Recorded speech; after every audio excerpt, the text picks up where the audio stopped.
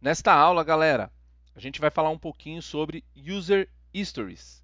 E junto com User Stories, eu vou mostrar para vocês uma metodologia que chama INVEST, tá bom? Então vamos lá. Os mapas de história de usuário, tá? Falando um pouquinho aqui da definição de User Stories, eles ajudam as equipes ágeis a definir o que construir e manter a visibilidade de como tudo se encaixa. Então, User Stories permite que conversas que sejam centradas no usuário, né? Olha como eu falo nos nossos vídeos a palavra, né? Centrado no usuário. A experiência do usuário é isso. Porque assim, galera, a construção de uma aplicação, ela vai levar uma pessoa a ter uma experiência, independente se você planejou ou não isso. Quando a gente planeja, quando a gente cria um produto ou um serviço centrado no usuário, a probabilidade disso dar certo é muito maior, tá bom? Então, as histórias de usuários permitem conversas centradas no usuário, colaboração e priorização de recursos para alinhar e orientar o desenvolvimento iterativo dos produtos.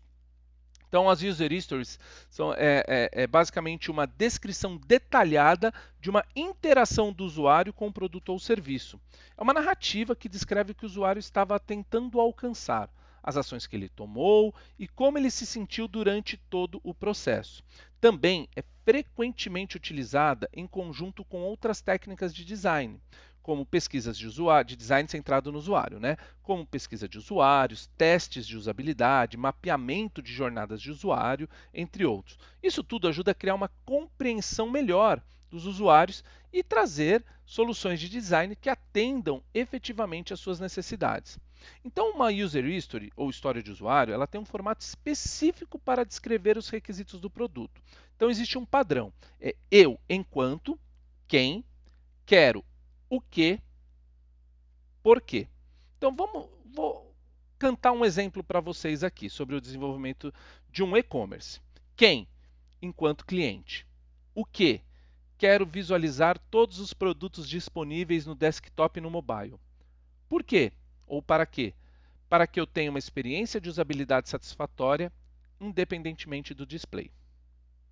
Então, se eu for cantar esta frase inteira, enquanto cliente, eu quero visualizar todos os produtos disponíveis no desktop e no mobile, para que eu tenha uma experiência de usabilidade satisfatória, independentemente do display do aparelho que eu esteja utilizando.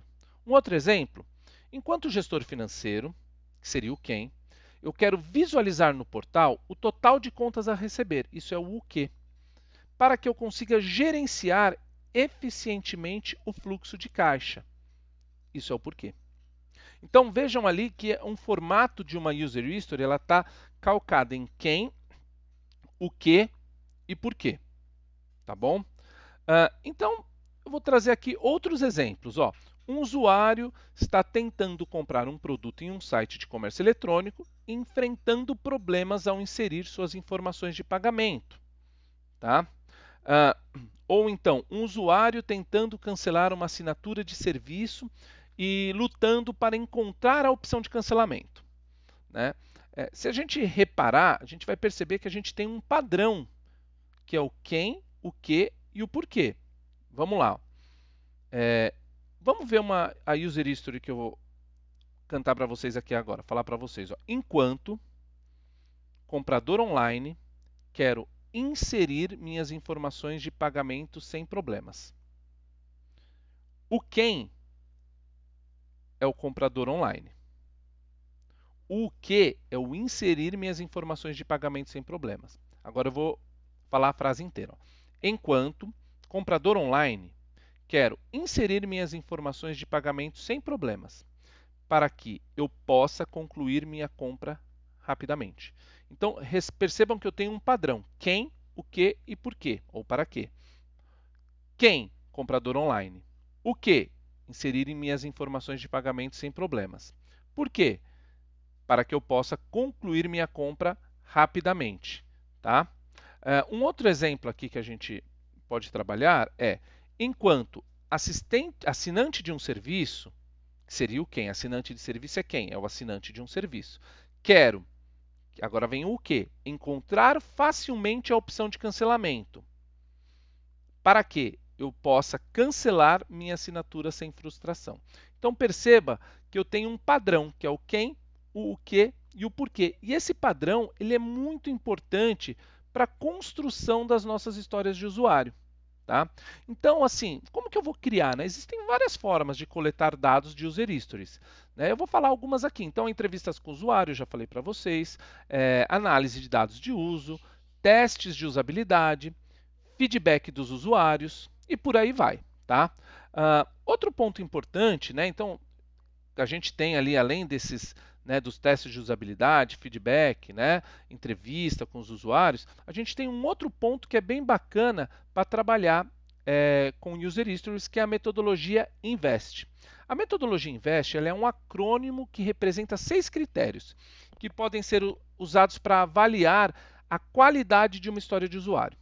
Esses critérios ajudam a garantir que as user stories sejam bem escritas, detalhadas e adequadas. Por quê? Uma user history, galera, não é só criar uma frase. Uma user history é a implementação de algum escopo, de alguma parte do produto, né, de algum serviço pela equipe.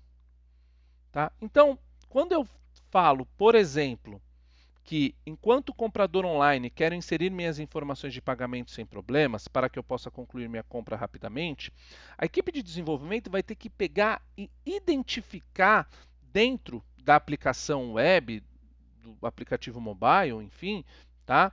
Aonde ele faz esses passos. Tá? E ali ele consegue mapear e desenvolver de uma melhor forma essa parte da sua aplicação web. Então, a metodologia Invest ela vai ajudar a gente nesse ponto. Por que Invest? Porque eu tenho uma user history, ela tem que ser independente, negociável, valiosa, estimável, pequena e testável. Tá? Então vamos lá, rapidamente aqui. Ó. Independente, ou seja, as histórias de usuários devem ser independentes umas das outras. O que significa isso? Que cada uma ela deve ser implementada de forma autônoma. Então, se eu vou criar uma história de usuário, eu não posso trabalhar com uma outra. Ela tem que ser negociável. Ser negociável está ligado à essência da história de usuário, pois o que é importante para a User Histories é sua essência, sendo os detalhes negociáveis com o PO ou o Scrum Master. Né? Então, quando eu falo assim, ó, como um usuário, quero poder criar e salvar várias listas de compra para que eu possa organizar minhas compras de forma mais eficiente. Tá? Essa história de usuário, para ela ser negociável, eu preciso conversar com o meu PO, com o meu Scrum Master, né? Eu preciso identificar, ser negociável. Então está ligado à essência da história, o que é o mais importante para aquela história de usuário. E a partir disso é o que eu vou desenvolver, né? Porque todo mundo sabe que tempo é valioso, né? Então é extremamente importante que a gente faça negociações com os POs e com os Scrum Masters para conseguir resolver a história de usuário da melhor maneira possível. Então, essa história que eu criei aqui agora, como um usuário, quero poder criar e salvar várias listas de compras para que eu possa organizar minhas compras de forma mais eficiente, ela tem que ser independente, ou seja, ela não pode depender de outras. Então, vocês vão ter que pensar aonde essa história de usuário ela está sendo aplicada dentro da minha aplicação web, tá bom? Ela tem que ser negociável, ela tem que ser valiosa, ou seja, essa é uma das principais funções de uma história de usuário. Ela precisa agregar valor. Então, se ela não agrega valor, se algo não agrega valor, por que eu vou ter este algo dentro da minha aplicação? Então, sendo assim, para ser considerada uma boa história, ela precisa agregar valor ao produto final e principalmente ao cliente. Caso contrário, pessoal, não faz sentido a sua existência. Outro ponto importante, elas têm que ser estimável. Então, as user stories, elas devem ser escritas de forma que possam ser estimadas em termos de tempo, esforço e recursos necessários para serem implementadas. Por isso que às vezes é muito importante que a gente trabalhe com o quem, o que e o porquê. Quando a gente trabalha com o quem, o que e o porquê ou para quê, né? Então a gente tem ali a gente consegue identificar o valor, a gente consegue verificar a importância daquela história de usuário para aquela aplicação. Outro ponto, ela tem que ser estimável. As user stories elas devem ser escritas de forma que possam ser estimadas em termos de tempo. esforço e recursos necessários para serem implementadas. Tá? Então eu preciso trabalhar com estimativas. E quando eu trabalho com estimativas, eu já caio no small, que é o pequena. Por quê? As user stories elas devem ser pequenas o suficiente para serem implementadas em um período de tempo relativamente curto. Aqui, galera, eu estou falando especificamente das sprints.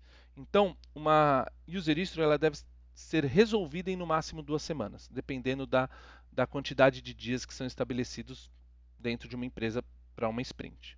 E por último, ela deve ser testável. As user stories elas devem ser escritas de forma que possam ser testadas para verificar se foram implementadas corretamente e ali se atendem aos requisitos do usuário. Tá? Então é extremamente importante que as user stories elas estejam dentro da metodologia INVEST, que é independente, negociável, valiosa, estimável, pequena e testável. Então, uma única história de usuário, como, por exemplo, como usuário quero poder fazer login com minhas credenciais do Google para que eu possa acessar minha conta com mais facilidade. Essa história de usuário ela deve ser independente, ela deve ser negociável, valiosa, estimável, pequena e testável. Tá? Bom, galera, eu vou deixar para vocês um link também, né, para que vocês consigam acessar uma máscara e consigam visualizar uma história de usuário. Outro ponto importante para a gente finalizar é que quando a gente cria uma máscara, né, geralmente a gente traz um número de história de usuário, um título. Então, por exemplo, título: compra de livros por meio de cartão de crédito. A persona é o comprador de livros e a história de usuário. Eu, enquanto comprador de livros, quero utilizar meu cartão de crédito no pagamento de livros para ter facilidade e segurança na transação. Uma coisa que é importante é que eu trabalho com 2 pontos chaves, que são os critérios de aceitação e os testes de aceitação. Toda história de usuário deve ter um critério de aceitação e um teste de aceitação. O critério de aceitação, por exemplo, CR01. Somente podemos aceitar cartões de crédito com bandeiras com quem temos convênio. Cartões com convênio: Visa, Mastercard e Amex. Isso é um critério de aceitação. Esse critério precisa ser validado para que a minha história de usuário seja implementada. E aí eu tenho um teste de aceitação. Então, qual é o critério de aceitação para o CR01? A. O comprador de livros utiliza cartão de crédito Visa. Nos cartões, no CR1, o cartão com convênio tem Visa. Então, se aceitou a compra, está correto, porque você tem Visa. Se recusou a compra e esse foi o único motivo da recusa, então está errado, então a equipe de desenvolvimento deve corrigir este erro. Um outro critério, B, comprador de livros utiliza